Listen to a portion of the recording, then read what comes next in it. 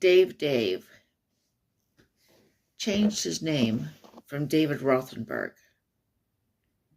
because he wanted to free himself of his father's legacy. His father, when Dave was only 6 years old, in 1983, his father set fire to him in a hotel room because he was in a custody battle with his wife, Marie. Okay, now a few years ago, Dave died when he was, I think, in his early 40s.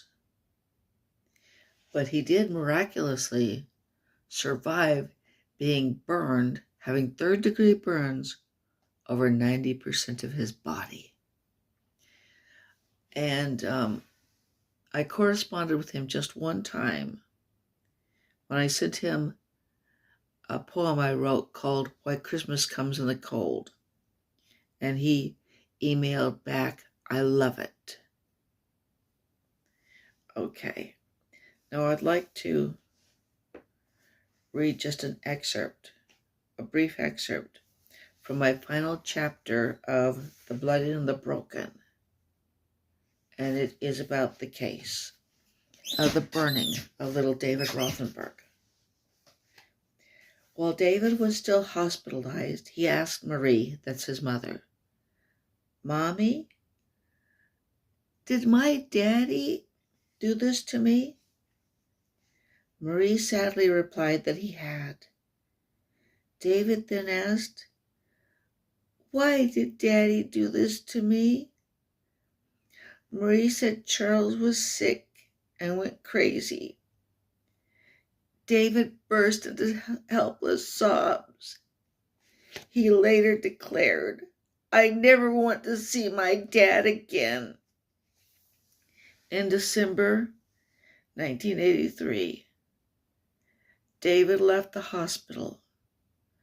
When David returned to school, classmates welcomed him like a celebrity. In 1984, Marie and David moved to California to be near plastic surgeon Dr. Bruce Achauer. In all, David had over 100 skin grafts. Skin grafts are very painful.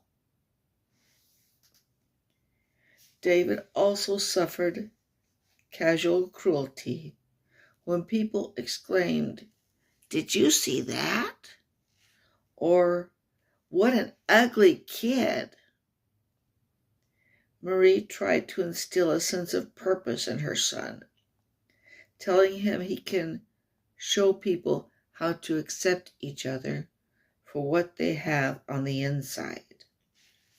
Despite the trauma and physical scars, David appeared psychologically healthy as he grew into adolescence. Nevertheless, Marie had psychiatrists regularly examine him, noting, You never know what might be brewing inside.